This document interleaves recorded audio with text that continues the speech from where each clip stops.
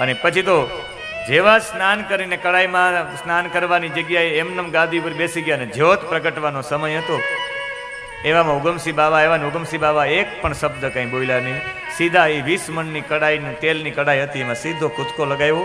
એમાં સ્નાન કરીને સીધા આવ્યા એટલે એ જ જગ્યા ઉપર લાખો ને બધા ઊભા થઈ ગયા કે આ ઉગમસિંહ બાબાને તો મારી નાખ્યા હતા, ક્યાંથી આવ્યા? અને એક કથાની આપણે ચર્ચા કરી રહ્યા હતા, લાખા અને લોયણની. અને લાખા અને લોયણના જીવનમાં લાખાએ જેવો સ્પર્શ કર્યો છે લોયણનો,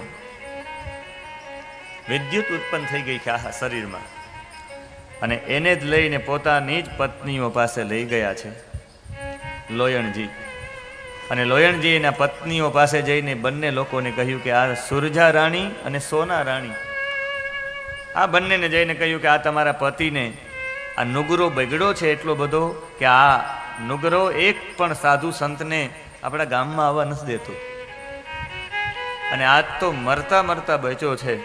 સાચવો બંને રાણીને કહ્યું, આમને કંઈક સુધારો. ત્યારે તો કહ્યું કે બસ આપ જ સુધારો, આપના ચરણોમાં અમે પડી ગયા છે. સુરજા રાણી અને સોના રાણી, લાખાની બે પત્નીઓ છે, બંને પત્નીઓ પગમાં પડી ગઈ. અને લાખો તો પડેલો છે. અને ત્યારે લાખાએ પણ બે હાથ જોડીને કહ્યું કે બસ મને ઉગારો આમાંથી.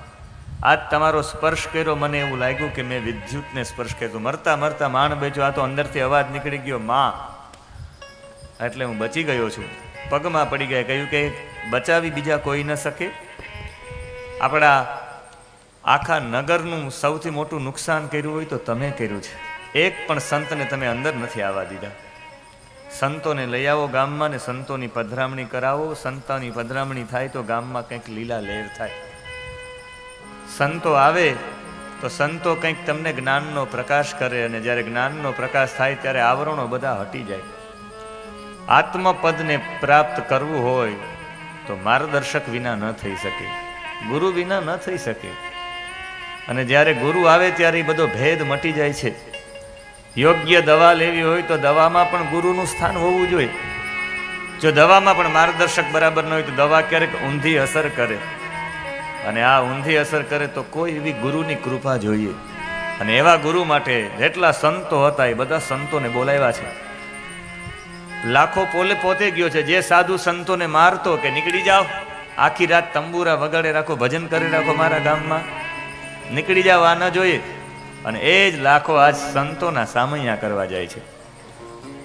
એક કોઈ સારા વ્યક્તિનો જીવનમાં પ્રવેશ થાય તો એ પ્રવેશ થવાના કારણે જીવન આખું બદલાઈ જાય. અને જેવા જ સંતોને બધાને બોલાવ્યા છે ને સંતો બધા પધાર્યા છે. આખા આટકોટમાં એ ઉગમસિંહ દાદા, અને ઉગમસિંહ દાદાને બોલાવ્યા છે. અને આ ઉગમસિંહ દાદા એટલે એક સમયમાં રાણકદે, માલદે, સતીરૂપાદે આખાનો જે સંઘ જતો હતો. અને એમાં ઢેલડી નગરવાળા સેલરસિંહ બાવા પણ પધાર્યા છે. અને સંતો આવ્યા એટલે તમામ લોકોએ સંતોનું સ્વાગત કર્યું છે આખા દરબારગઢની અંદર. રોજ માટેનો સત્સંગ થયો છે. અને સંતોનું આ તો મહત્વ છે. પ્રકૃતિના બંધનમાંથી છૂટવા માટે સત્સંગની જરૂરિયાત છે. ને એ સત્સંગ કોઈ સિદ્ધ પુરુષ પાસે, કોઈ પામી ગયેલા પુરુષ પાસે મળે. એટલે તો ગીતાજીમાં 2 શબ્દો વાપર્યા છે, તદ વિદ્ધિ પ્રણિપાતેન પરિપ્રશ્નેન સેવયા ઉપદેક્ષ્યંતિ તે જ્ઞાનમ જ્ઞાનીનઃ તત્વદર્શિનઃ. તમને ઉપદેશ કરશે. કોણ કરશે? એક જ્ઞાની ને એક તત્વદર્શી. 2 શબ્દો વાપર્યા. જ્ઞાની એને કહેવાય જે શાસ્ત્રોના અધ્યયન કરીને તમને કંઈક આપે, એને જ્ઞાની કહેવાય. અને તત્વદર્શી એને કહેવાય કે અનુભવ કરીને જે આપે ને એને તત્વદર્શી કહેવાય.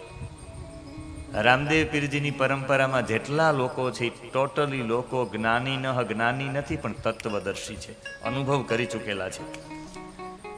રૂપાદે માલદે અનુભવ કર્યો છે, સતી તોરલે અનુભવ કર્યો છે, જેસલે અનુભવ કર્યો છે, એ ડાલીબાઈએ અનુભવ કર્યો છે, લાખા અને લોયણે અનુભવ કર્યો છે. આ બધા અનુભવી પુરુષો છે. અને એ અનુભવી પુરુષ જ્યારે બોલે, એ ખીજડો કોટવાડ હોય, પછી મેઘ ઘારું હોય, જે પણ હોય, એ અનુભવ સાથે બોલે એટલે એમાં આપણે વિચારવું પડે કે આની અંદર કંઈક રહસ્ય, કંઈક મનોમંથન હશે. સંતોના સ્વાગત છે અને આજ તો આટકોટની અંદર ભજનોની લહેરકીઓ થાય છે અને બધા ભજનની અંદર આવ્યા છે. ઉગમસિંહ દાદા આટકોટમાં લાખાના મહેલમાં રોકાણા. લાખાએ કહ્યું, નહીં ગુરુદેવ, થોડો સમય રોકાવું પડશે. લાખાનો આવો ભાવ જોઈને ગુરુદેવે એને આશીષ આપ્યા, કહ્યું કે મારા ગુરુજી બનો. અને ઉગમસિંહ બાબા તો હતા પણ બહુ પ્રેમાળ વ્યક્તિ હતા, અને પ્રેમાળ વ્યક્તિ હતા એની સાથે સાથે જેને આજનું મોરબી કહેવાય, જેને ઢેલડી નગર કહેતા, એ શેલરસિંહ બાબા પણ રોકાણા છે એમની સાથે. અને આ જેસલમેરના સંત ઉગમસિંહ બાબાએ કૃપા કરીને એને ગુરુ મંત્ર આપ્યો, ગળામાં કંઠી ધારણ કરાવડાવી, ગુરુ મંત્ર આપ્યો, નિજિયા ધર્મનો બોધ શીખવાડ્યો છે, નિજિયા ધર્મ શું છે એ સમજાવ્યું છે. અને પછી તો રોજ માટે સત્સંગ થાય. ગામના તમામ લોકોને લઈ આવ્યા. લાખો એક દિવસ લાખો એ સમયે ભજન કરતો હતો ને એ સમયે એના ગામમાં ચોરી થઈ, લૂંટારાઓ આવ્યા, અમુક લોકોને લૂંટી અને ભાગી ગયા. અને લૂંટીને ભાગતા હતા એ સમયે કોઈ લાખાના રૂપમાં ઘોડો લઈને આવ્યો ને ચોરને બધાને મારીને બધાને ધન પાછું અપાવ્યું. જ્યારે ધન લઈને બધા લોકો લાખા પાસે આવ્યા, લાખાને કહ્યું કે આ તમારા લીધે અમે બચી ગયા, જો તમે ન આવ્યા હો તો બચે જ નહીં. લાખાએ કહ્યું કે હું ક્યાં બચાવવા માટે આવ્યું? તો એ કહ્યું, નહીં, તમે જતા ઘોડા ઉપર આવ્યા, અમારું આ ધન બચાવ્યું છે. ને બધાએ વખાણ કરવા માંડ્યા કે લાખો તો ભગવાન જેવો છો, બે રૂપ ધારણ કરે, એક બાજુ અહીં ભજન ગાય અને એક બાજુ ત્યાં જઈને બધાની લાજ બચાવે. પણ એને ખબર નહીં કે રૈયત લાખાની છે ને લાખાની રૈયતમાં કંઈક થાય. ભજન કરવા વાળો મારો ભક્ત મારું ભજન કરતો હોય ને જો એની રૈયતમાં કંઈ ખામી આવે તો એ નેજાવાળાની લાજ જાય. એટલે નેજાવાળો જ લાખો બનીને આવ્યો હતો ને એણે જ આ લોકોને બચાવ્યા. પણ બધા લોકોએ લાખાને ચડાવી દીધો એટલો બધો, અને પ્રશંસા તો બધાને ગમે. લાખાને એવું થઈ ગયું કે ખરેખર મારામાં એવી શક્તિ હશે. એને એમ વિચાર્યું નહીં કે મારા પરમાત્માનો પરચો છે, પણ લાખાને મનમાં એવું થયું કે મારાથી કોઈ સારું છે નહીં. અને એક દિવસ લાખાના મહેલમાં થોડીક લાલચ જાગી લાખાને કે ગુરુ ગાદી ઉપર હું બેસું તો. અને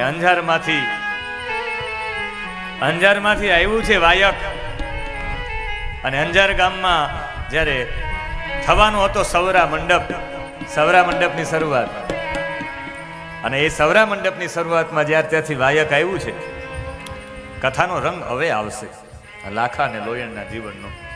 વાયક આવ્યું છે અંજારથી, અને અંજારની અંદર સવરા મંડપ થવાનો હતો. અને કચ્છની અંદર અંજાર જવા માટે લોકો નીકળ્યા છે બધા. અને મહામંડળની ગાદી ઉપર કોણ બેસવાના છે? સવરા મંડપમાં ગાદી ઉપર બેસવાના હતા ઉગમસિંહ બાવા.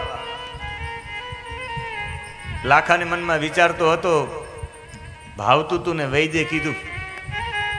આ બધા એના માણસો, એના સૈનિકો, એના રખેવાળો, એના મંડળીના લોકો આવ્યા.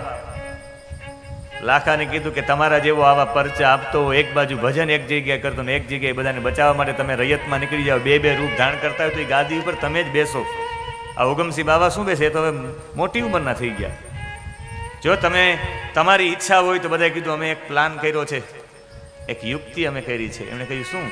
ઉગમસિંહ બાવાને આપણે પધરાવી દઈએ કૂવામાં, અને પછી ત્યાં જઈને કહેશું અંજારમાં કે ઉગમસિંહ બાવા પહોંચી શકે એમ નથી, એના બદલામાં એમના શિષ્યને મોકલા છે, અને એના શિષ્ય બધી રીતનું તમારું કામ પૂરું પડશે ને તમે ગાદી ઉપર બેસી જાઓ. ગાદી ઉપર બેસવા માટે તો તમે સક્ષમ છો. અને હા પાડી હસતા હસતા. ને ઉગમસિંહ બાવા જ્યારે એક કૂવાના કિનારે પાણી ભરવા માટે ગયા ને પાછળથી બધા જે લાખાના માણસોએ ધક્કો માર્યો ઉગમસિંહ બાવાને, એ ઊંડા પાણીના કૂવામાં પડી ગયા રસ્તામાં. અને જેવા પડી ગયા એટલે બધા અંજાર ગયા. અંજાર જઈને બધાએ કહ્યું કે નિજાર પંથીઓ, ઉગમસિંહ બાવા તો આવી શકે એમ નથી, પણ એના બદલામાં એના પ્રતિનિધિ રૂપે આ ગાદી પર બેસવા માટે સક્ષમ એવા અમારા સૌના લાખાજી બેસશે. પણ એ સમયમાં એક નિયમ હતો, જેને પણ એ નિજાર પંથની ગાદી ઉપર બેસવું હોય એને ઉકળતી કડાઈ હોય તેલની, ને ઉકળતી તલની કડાઈની અંદર 20 મણની કડાઈ હોય, એની અંદર ડૂબકી મારવાની, સ્નાન કરીને નીકળવાનું. ને પછી ગાદી ઉપર બેસવાનું. તો બધાએ કીધું પરીક્ષા. બધાએ કે હવે લાખાની પરીક્ષા લેવા તૈયાર થાવ. સંતની કોઈ દિવસ પરીક્ષા હોય નહીં. આવી પરીક્ષાઓ તો પહેલા હતી, બાકી સંતની પરીક્ષા કોઈ દિવસ નહીં. તમને બધાને પાપ લાગશે. બધાએ અટકાવી દીધા કે લાખો કદાચ પડવા જાય ને શરીરમાં કંઈક થઈ જાય તો. શરીર બચાવવા માટે આ બધાએ વિરોધ કર્યો કે ના ના, સંતની પરીક્ષા બેસી જાવ ગાદી ઉપર. અને જેવા લાખાજી બેસી ગયા ને એ સમયમાં ઉગમસિંહ બાવા જે કૂવાની અંદર પડેલા હતા ત્યાંથી એક આખું સંઘ નીકળ્યો છે ને. સંઘ જ્યારે કૂવામાં જોયું કે ઉગમસિંહ બાવા પલોઠી વાળી પદ્માસન વાળી બેસી, પદ્માસનમાં બેસીને જળની ઉપર બેઠા હતા. લોકોએ ઉગમસિંહ બાવાને બહાર કાઢીને કહ્યું કે તમે અંદર કેમ? તો જરાય ના કહ્યું કે મને કોઈ ધક્કો માર્યો છે. કહ્યું કે ગરમી ખૂબ હતી ઉનાળામાં, મેં વિચાર્યું કે ચાલો ને એક ડૂબકી લગાવી લઉં. અને પછી તો જેવા સ્નાન કરીને કડાઈમાં સ્નાન કરવાની જગ્યાએ એમનેમ ગાદી ઉપર બેસી ગયા ને જ્યોત પ્રગટવાનો સમય હતો. એવામાં ઉગમસિંહ બાવા આવ્યા ને ઉગમસિંહ બાવા એક પણ શબ્દ કંઈ બોલ્યા નહીં. સીધા એ 20 મણની કડાઈ, તેલની કડાઈ હતી, એમાં સીધો કૂદકો લગાવ્યો. એમાં સ્નાન કરીને સીધા આવ્યા એટલે એ જ જગ્યા ઉપર લાખો ને બધા ઊભા થઈ ગયા કે આ ઉગમસિંહ બાવાને તો મારી નાખ્યા હતા, આ ક્યાંથી આવ્યા? અને ગાદી ખાલી થઈ ગઈ. ગાદી ઉપર ઉગમસિંહ બાવાએ બેસીને એટલું જ કહ્યું કે તારે જો લાખા આ ગાદી માટે જ ગાદી જ જોતી હોત તો તે કહી દીધું હોત તો, પણ આવો ગુરુનો દ્રોહ કર્યો, તે તારી ભક્ત બનીને તે પાછળથી ઘા કર્યો છે. ધર્મનો ઉપદેશ, આ ધર્મની ગાદી છે ને એ ગાદી પર બેસવા માટે તે એટલું બધું ખોટું કર્મ કર્યું, ગુરુ સાથે દ્રોહ કર્યો. ને એ સમયે કહ્યું જેવી દ્રષ્ટિ પડી આખા શરીરની અંદરથી આમ ઉકળામણ થવા માંડી, રસી થવા માંડી આખા શરીરમાં કોટ ફાટી નીકળ્યો, ગુરુનો દ્રોહ કર્યો એટલે. અને પછી તો આવ્યા છે પોતાના આટકોટમાં અને આવી અને પોતાના કૂવા પાસે આવીને સરોવર પાસે પડીને અંદરથી બહુ રાડો નાખતો હતો. અને ત્યારે એની બે પત્નીઓ સોના રાણી અને સૂરજ રાણીએ આ લાખાની આ હાલત જોઈને દયા આવી એટલે એણે લોયણને બોલાવ્યા છે. લોયણને કહ્યું કે તમે સંદેશો મોકલ્યા, ઉગમસિંહ બાવા સાથે આવું કર્યું એટલે આમને થયું છે. ઉગમસિંહ બાવા પાસે સંદેશો મોકલ્યો છે કે કોઈ પણ રીતે હવે લાખાને એનો અફસોસ થાય છે, તમે એની પર કૃપા કરો, એને માફ કરો. અને માફ કરો એવું કહેવાનું કર્યું ત્યારે કહ્યું કે માફ તો હું ત્યારે જ કરીશ કે એક એ આંબો વાવે અને એ આંબાની ડાળ કાશી સુધી પહોંચે. અત્યારે હું કાશી છું, એ અંજારથી ઉગમસિંહ બાવા કાશી જતા રહ્યા હતા. અને એ આંબાની ડાળ કાશી પહોંચે ને એમાં ફળ લાગેલા હોવા જોઈએ. અને ફળ જ્યારે એમાં લાગેલા હોય ને એ ફળ મીઠા હશે ત્યારે હું આવીશ, એ સંદેશો આપજો. અને પછી લોયણ લાખાને કહે છે કે લાખા, જો તારે એવો આંબો વાવવો હોય તો સદાવ્રત ખોલવું પડે. તારો ધનનો ભંડાર છે ખુલ્લો મૂકી દે. અને આ સદાવ્રત એટલું મોટું ચાલવું જોઈએ, સદાવ્રતમાં બધા ભોજન કરવા જોઈએ, સાધુ સંતો આવે ને ભરપેટ દક્ષિણા આપો, એને સત્સંગ કરાવો, એને આનંદ કરાવો. ને એવો આનંદ અને સત્સંગ કરાવશો અને આ સમાચાર જ્યારે બધા સંતો વાગોડતા વાગોડતા પૂછશે, કોઈ સ્નાન કરવા જશે કાશીમાં અને કાશીમાં દાન આપવાની વાત થશે ત્યારે કે દાન તો સૌથી મોટું આપે એ તો લાખો છે. અને એમ તારી પ્રશંસા કાશી સુધી પહોંચે.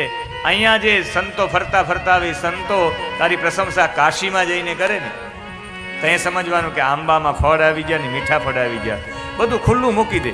સંત સેવા કર, દક્ષિણા ખૂબ આપ.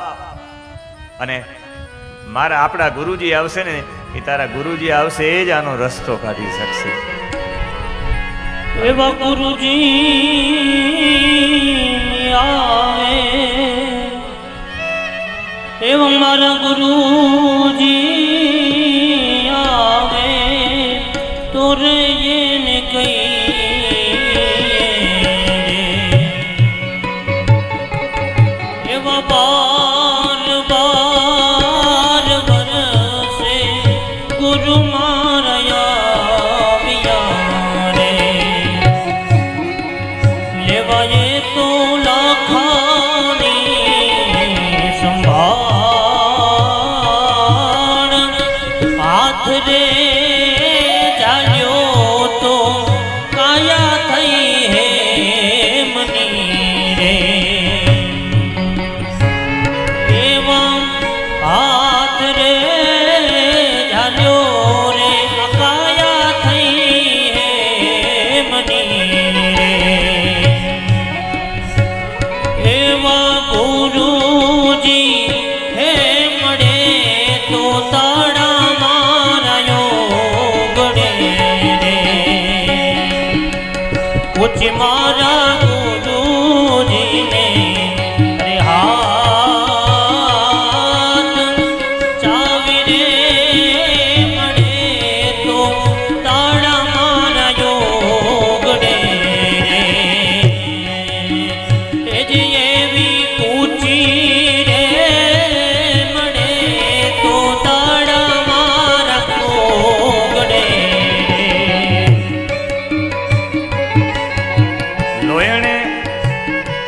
78 ભજનો ગાયા છે, આત્મજ્ઞાનના ભજનો બધા પોતે નિર્માણ કરેલા. દેવ તણકી બાબાના આશીર્વાદ હતા કે તું ભજન ગાઈ શકીશ નહીં, તું ભજન બનાવી શકીશ. 78 ભજનો આત્મજ્ઞાનના અર્થના છે. ચાવી તો સમર્થ ગુરુ જ ખોલી શકે, બીજા કોઈ ન ખોલી શકે. આ તારું તાળું ખુલે પણ એમાં ચાવી હોય, મારા ગુરુ મહારાજની જ હોઈ શકે. તમારા જીવનના તાળા પણ ખુલે પણ ચાવી જો ગુરુ મહારાજની હોય, ગુરુના ઉપદેશ વિના, ગુરુના મંત્ર વિના, ગુરુના સાક્ષાત્કાર વિના, ગુરુની અંદર ઉત્પન્ન થતી ઉર્જા મંત્રના દ્વારા તમારી કાનની અંદર પડે અને કાનની અંદર પડે પછી એ જપ તમારા માટે તમારી રૂવાટીઓ ઊભી કરી દે એવો હોય. ગુરુ તમને કાનમાં મંત્ર નહીં, એમની સંપૂર્ણ શક્તિ આપી દે છે. પોતે ખાલી થઈ જાય છે પણ એના શિષ્યોને ભરી દે છે. લોયણ કહે કે લાખા, એ ગુરુદેવ આવે તો જ તારી આ કંચન રૂપી કાયા થવાની છે. તું એવા કાર્યો કર, એવા સદાવ્રત ખોલ, એવી દક્ષિણા આપ, સાધુ સંતોની સેવા કર, ભજન કર. તારું પરમાર્થનું જાણવું એવું ઉગવું જોઈએ કે એની ડાળીઓ કાશી સુધી પહોંચવી જોઈએ. એવો પરમાર્થ કરો, એવું કાર્ય કરો કે લોકો તમારી પ્રશંસા ગાય.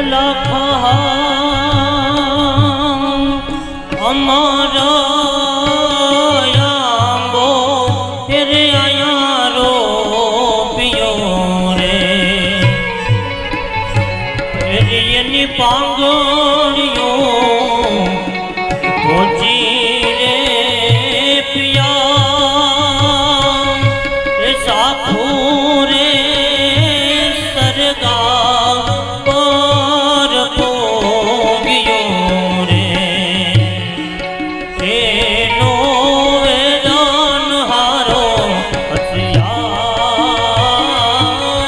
ચાવી રે હે મળે તો તાળાય મેં ખોલીએ એની એવી પૂછી રે મળે તો તાળાય મેં ખોલીએ એ પૂછી મારા ગુરુજીના અરે હાથ પૂછી રે મળે તો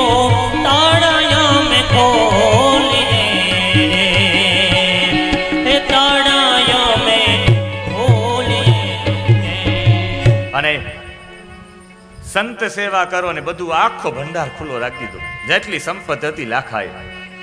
અને 12 વર્ષ સુધી એવી સેવા કરી સંતોની, બ્રાહ્મણોની, આવનાર અતિથિનું. નિજીયા ધર્મનો મતલબ થાય નિજ ધર્મ. તમારા નિજ ધર્મ, તમારા કર્તવ્યને ઓળખો. નિજ ધર્મ એટલે શરીરનો ધર્મ નહીં, આત્માનો ધર્મ. અને આત્માનો ધર્મ એટલો જ થાય છે, આત્મા પરમાત્માથી અલગ થયેલો છે. આ આત્માને પરમાત્મા સાથે જ જોડાયેલું રહેવું પડે. જેવી રીતને મારો અત્યારે નિજ ધર્મ હું ગણું તો મારો નિજ ધર્મ એ જ કહેવાય કે મારે કથાને તમારી સુધી સહેલાઈ રીતે પહોંચાડી શકાય, એવી રીતે મારે સહેલાઈના રીતે કથા તમારા સુધી પહોંચાડી દો. એક તો શાસ્ત્ર સંમત અને સહેલી રીતે મારો ધર્મ છે. તમે શ્રોતા તરીકે બેસેલા છો, તમારો એ ધર્મ છે કે શ્રોતા તરીકે તમારે શ્રવણ કરવું એ તમારો નિજ ધર્મ છે. એમ દરેકના નિજ ધર્મ એટલે આત્મધર્મ છે. ને આ તો આત્મધર્મ વિશે 12 વર્ષ સુધી આવેલા વ્યક્તિઓની સેવા કરી, અતિથિને ટુકડો આપ્યો અને આવવાના કારણે અહીંયા તો 12 વર્ષ થઈ ગયા. લોયણના માતા પિતા ગુજરી ગયા છે. વિરક્ત બની છે લોયણ. સતી નહીં પણ મહાસતી બની છે. અને ગુરુજી 12 વર્ષ પછી ઉગમસિંહ દાદા આવ્યા છે. અને ઉગમસિંહ દાદા જેવા જ આવ્યા છે, આટકોટની અંદર પધાર્યા છે. ને ગુરુનો ખાલી હાથ સ્પર્શ થયો ને, આની અંદરના જેટલા કોઢ ને રોગ હતા એ બધા મટી ગયા. અભિષેક કર્યો લાખાની ઉપર અને પૂર્વવત કાંચન જેવું શરીર બની ગયું. અને રોજ રોજ આનંદ થાય સંતોના સંગમાં, રોજ રોજ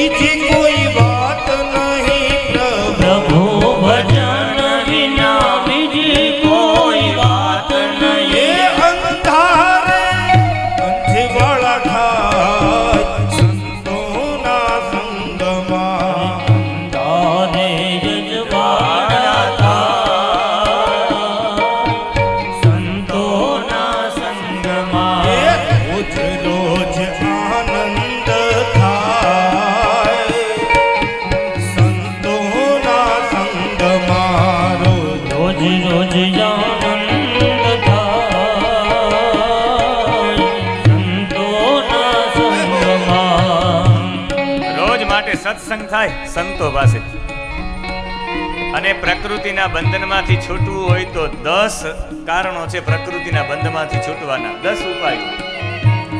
એમાં એક ઉપાય છે નિર્મળ અંતકરણ. અને નિર્મળ અંતકરણ સત્સંગથી જ થાય. અને એ સત્સંગ તમને કોઈ સાધુ પુરુષ પાસેથી જ મળી શકે. એટલે આ સંતો આવ્યા, રાત્રે ભજન થાય અને સત્સંગ થાય. અને રોજ આ લાખા લોયણ એના પત્ની સૂરજ રાણી અને સોના રાણી રંગાઈ ગયા સત્સંગમાં. રોજ માટે સત્સંગ, રોજ કરતાલ, રોજ કાંસિયા, રોજ વાગે છે નોબતું ને આવે સૌ દોડતા. વાગે છે નોબતુને આવે સૌ દોડતા. વાગે છે નોબતું ને આવે સૌ દોડતા. વાગે છે નોબતુને આવે સૌ દોડતા. ભેગા મળીને સૌ ભજનમાં ડોલતા. ભેગા મળીને સૌ આનંદમાં ડોલતા. ભેગા મળીને સૌ ભજનમાં ડોલતા. ભેગા મળીને સૌ આનંદમાં ડોલતા. સાચે શાંતિ પમાન સંતોના સંગમાં. સાચી શાંતિ પમાય સંતોના સંગમાં. રોજ રોજ આનંદ થાય સંતોના સંગમાં. રોજ રોજ આનંદ થાય સંતોના સંગમાં. સંતોના સંગમાં રોજ માટે ભજનની લહેરકીઓ છૂટે. અને ઉગમસિંહ બાવાને પણ દરારથી પગમાં પડી ગયા છે લાખા કે ગુરુદેવ થોડો સમય રોકાવ. અને રોજ રાત્રે સત્સંગ થાય, નોબત વાગે. નોબત વાગેનો મતલબ સત્સંગનો સૂર જ્યારે આખા ગામમાં ફેલાય એટલે બધા ગામના લોકો આવે. બીજના જાગરણ થાય, પૂનમ એકાદશીના. સંતોનો શેઠ મારો રાજા રણ. સંતોનો શેઠ મારો રાજા રણ છોડ છે. કામણગારો કાનૈયે તો ચિતડાનો ચોર છે. કામણગારો કાન ઈ તો ચીતડાનો ચોર છે.